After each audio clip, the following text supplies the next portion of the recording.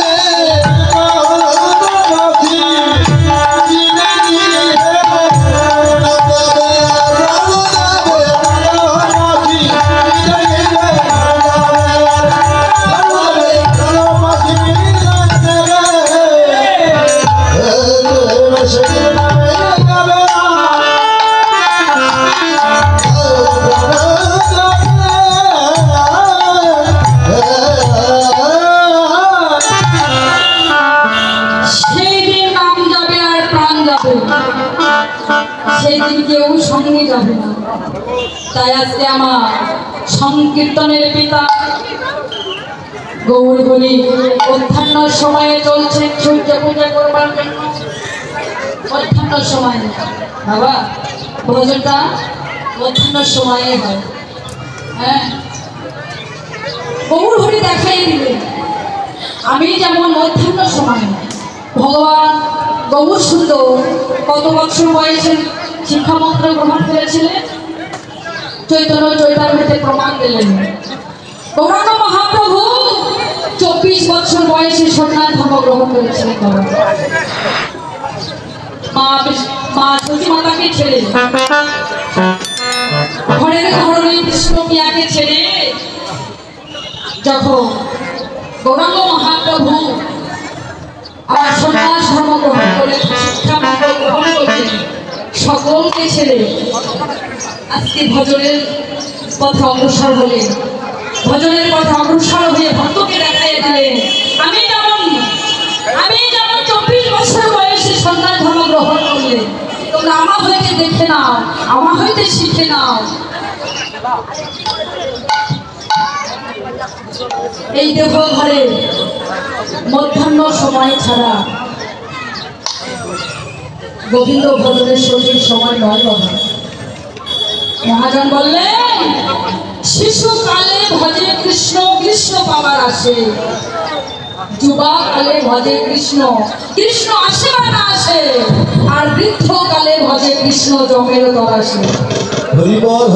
তুমি চলতে পারছো না, হাঁটতে পারছো না, বসতে বাবা, উঠতে বাবা, তখন তুমি হরিনাম বলবে, ভগবান তুমি আমাকে নিয়ে যাও। শুনবে? শুনবে না। তুমি জমের ভয়ে তাকে ডাকছো, কিন্তু যখন তোমার দেহে বল শক্তি ছিল, গায়ে চামড়া টাইট ছিল, তখন তুমি কি করেছো? তুমি সেই দিন একদিনও ভগবানের নাম নিলে না, একদিন হস্তে জপের মালা জপ করলে না। শেষের বেলায় তুমি চলতে পারছো না, উঠতে পারছো না, হাঁটতে পারছো না, তখন তুমি কৃষ্ণ কৃষ্ণ বলে কাঁদছো আর বলছো কৃষ্ণ তুমি নিয়ে যাও, তুমি আমাকে নিয়ে যাও, জগতের জ্বালা যন্ত্রণা কষ্ট সহ্য হচ্ছে না বাবা। তখন ডাকে কি আর ভগবান সেই তাকে সাড়া দেবে? সাড়া দেবে না। যেমন এই জাগতিক জগতের পূর্ব দিকে সূর্য উদয় হয়, পশ্চিম অস্ত চলে যায়। আমরা যে স্থানে, যে গন্তব্যস্থানে আমরা যাওয়ার সময়, যাওয়ার জন্য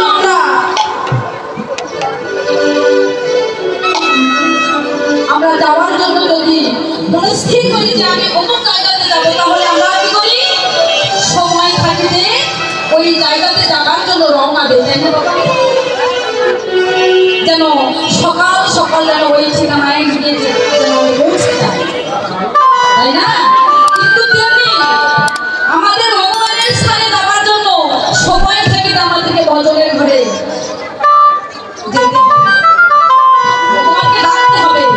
যেমন দেখেছিল কে প্রথম প্রমাণ, মা মায়াধু সন্তান ভক্ত প্রহ্লাদ, তাই না বাবা? যেমন দেখেছিল কে মা সুনীতির পুত্র, সুনীতির পুত্র হলো ধ্রুব মহারাজ। শিশুকাল থেকে সে কৃষ্ণকে ভজন করেছিল, গোবিন্দকে পাওয়ার জন্য শিশুকাল থেকে ভগবানের পথ চলেছিল, তাই না? কেন? মা ছিল কৃষ্ণ ভক্ত। কৃষ্ণ ভক্ত মা যদি না হয়, বাবা যেমন মা যদি কৃষ্ণ ভক্ত হয়, সে মায়ের গর্ভে কৃষ্ণ ভক্ত আসবে আসবে।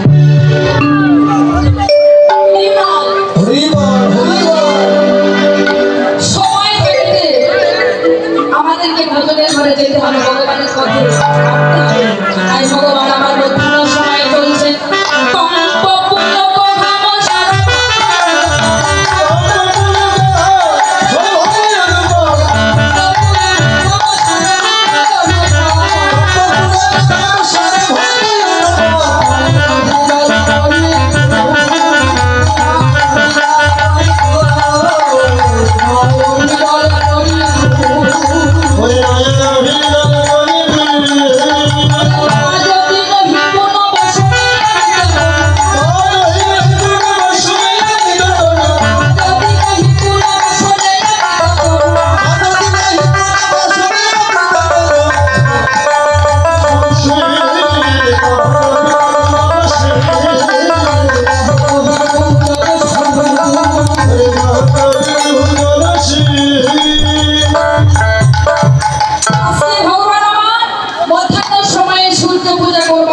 চলছে।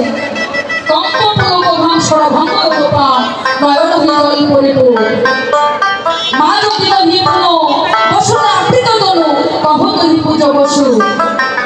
আবার কিভাবে চলছে?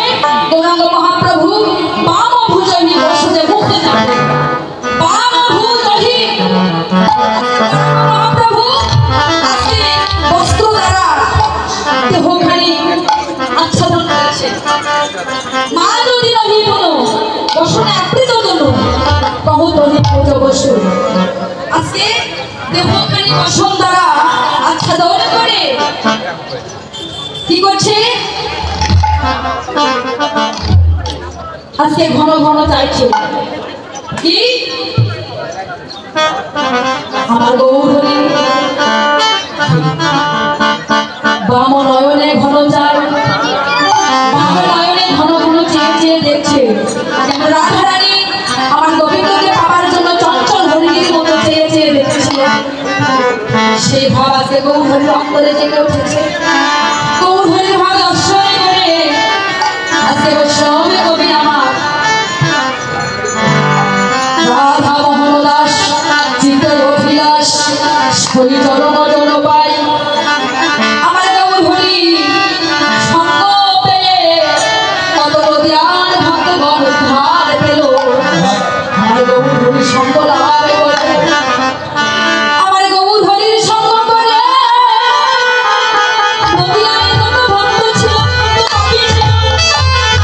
আমার গৌরীর সঙ্গ পেয়ে তারা উদ্ধার হয়ে গেল, তারা মুক্তি পেয়ে গেল। বৈষ্ণব কবি মহাজন বললে ওরে সেই দিন আমার হবে হবে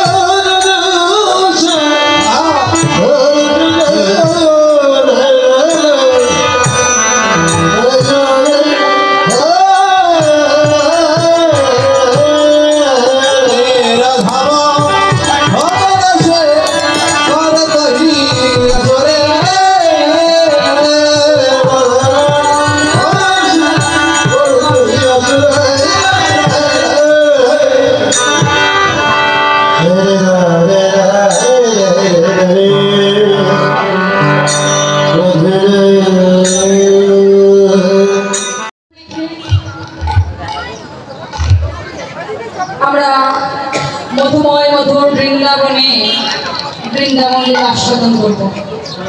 তো চলুন সকলে মিলে নিজ নিজ গুরুচরণ স্মরণ করে রাধারানীর চরণে সমর্পণ করে দুটি বাহু উত্তোলন করে হাতে হাতে হাত মেলায়ে পদকে অনুধ্বনি জয়ধ্বনি দিয়ে আমরা সকলে মিলে মধুময় মধুর বৃন্দাবনে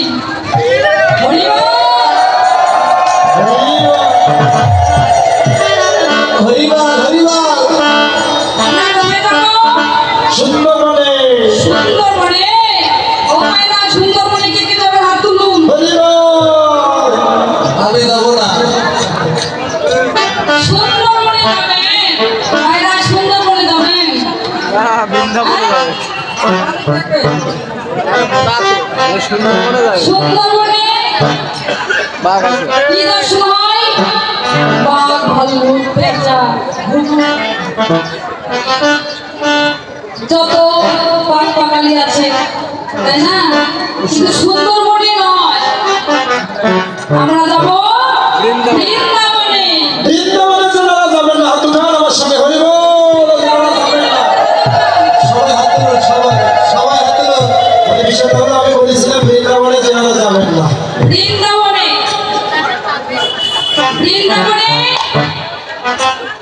সকলেই যাব, কারণ বৃন্দাবনে এসেছি, বৃন্দাবনে কৃষ্ণ কথা শ্রবণ করবার জন্য এসেছি। সংসারে কত ঝাল ঝামেলা দেখে সংসারে কাজ কর্ম পরিহার করে, তাই না? আমরা সকলেই এসেছি বৃন্দাবনে।